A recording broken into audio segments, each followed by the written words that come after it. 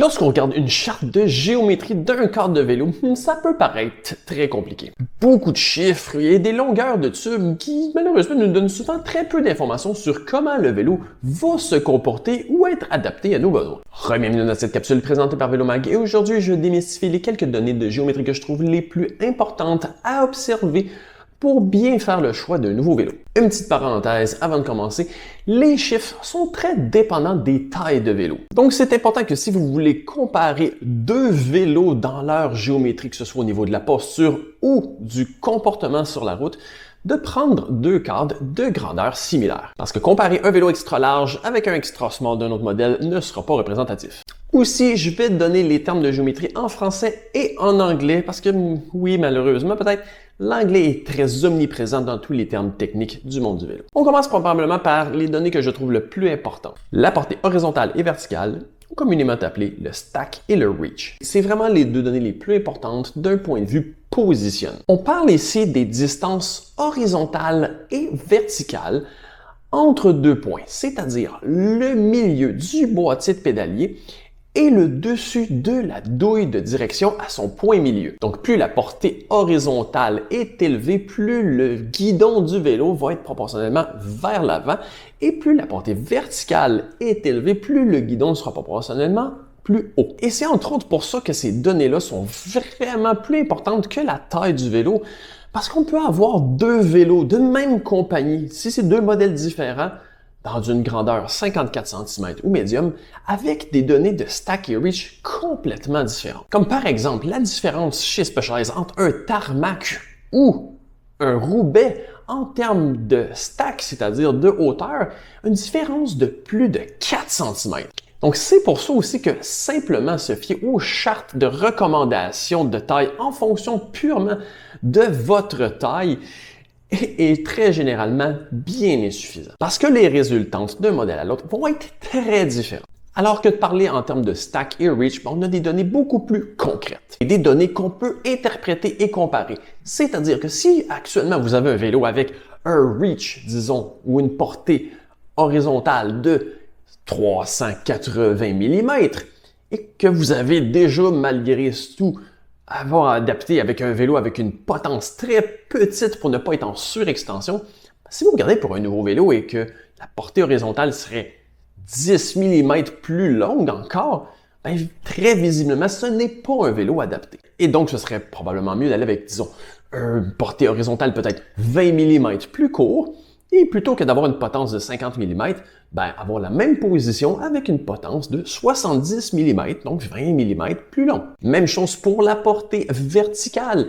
Si on a tous les entretoirs en dessous de la potence, plus une potence avec un angle vers le haut très prononcé, et on arrive avec un nouveau vélo qui aurait une portée verticale plus basse, on le sait que très probablement, ça va être problématique et non adapté. Donc, par exemple, si on a 40 mm d'espaceur, mais on opterait pour un vélo qui aurait un stack ou une portée verticale 20 mm plus haut, on peut avoir la même position en retirant 20 mm d'espaceur, ou si on laisse les 40 mm d'espaceur, on se retrouve avec une position 20 mm plus relevée. Ensuite, on a l'angle de direction, le départ de fourche et la chasse au sol, communément appelé le head angle, le rake et le trail. Et là, on sort des chiffres de positionnement, mais davantage au niveau des chiffres qui vont relater du comportement, de la conduite du vélo. Si on les décortique de façon individuelle, l'angle de direction, c'est tout simplement l'angle de la colonne de direction du cadre. Donc, sur un spectre, disons qu'on serait à la verticale à 90 degrés et l'horizontale à 0 degré,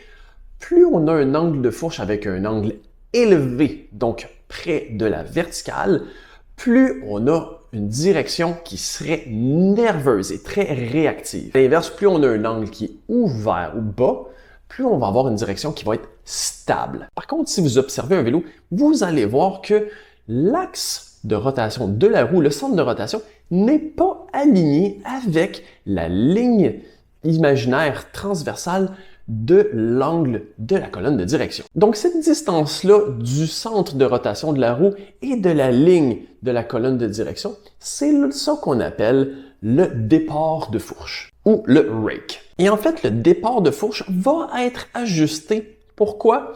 pour jouer sur ce qui va ultimement être probablement la meilleure donnée pour évaluer la réactivité ou la stabilité du vélo, c'est-à-dire le trail ou la chasse au sol, qui est en fait la distance entre verticalement le centre du moyeu de la roue verticalement, donc il va arriver vis-à-vis l'endroit où le pneu fait contact au sol, et la ligne bissectrice de la colonne de direction vers le sol. Donc on peut voir que la roue fait contact au sol derrière la ligne de la colonne de direction, ce qui donne l'effet de stabilité, parce que si la roue serait devant, on aurait une direction très erratique, très difficile à contrôler, beaucoup trop nerveuse, qui rendrait impossible même le fait de relâcher les mains du guidon parce que la roue avant ne serait incapable de s'auto-stabiliser. Mais donc les chiffres de la chasse au sol ou du trail sont probablement les meilleurs chiffres à observer pour savoir à quel point le vélo va être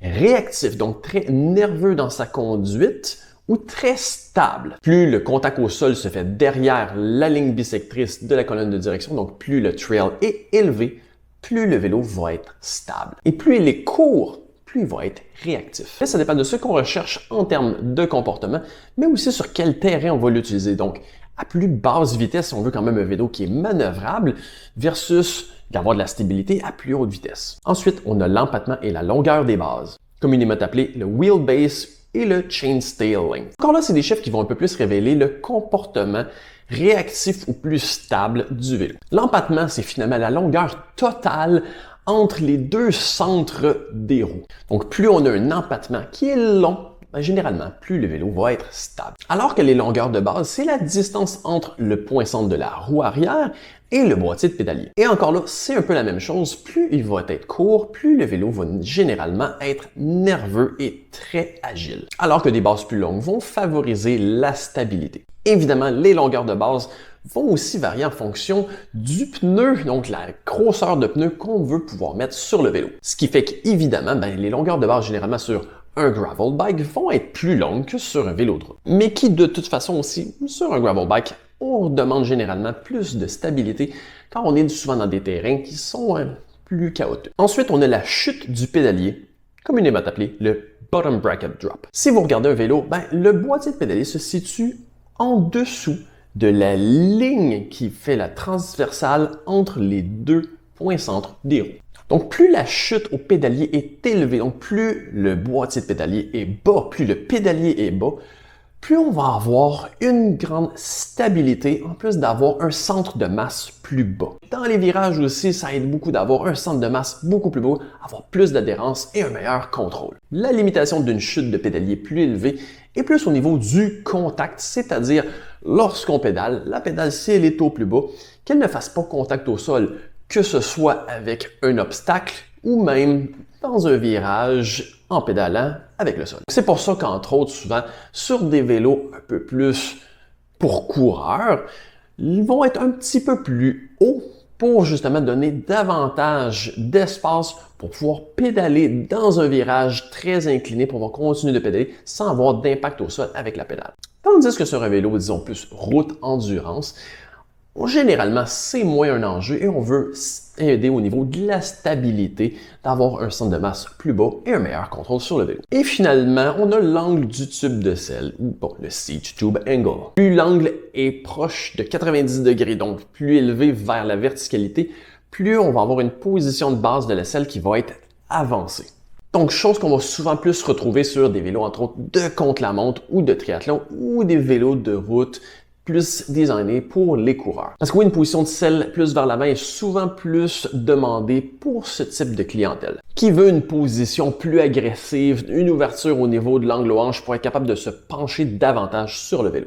Par contre, cette position amène souvent beaucoup un biais de masse, donc projeter la masse du corps vers l'avant, vers le guidon. Donc c'est de là qu'un angle plus petit, donc plus vers l'arrière, vont encourager généralement un peu plus la stabilité et le confort. Parce que non mettre la selle vers l'avant dans le but de se rapprocher du guidon parce qu'on trouve que la portée au guidon est trop élevée, généralement ça fait juste transférer un problème plutôt que le régler. Parce qu'une position de selle très vers l'avant, je le répète, amène beaucoup plus la masse vers l'avant. Donc beaucoup de poids sur les mains. Donc c'est de là que les vélos plus route endurance vont généralement avoir un angle un peu plus vers l'arrière, plus ouvert, Même chose pour les vélos de gravel.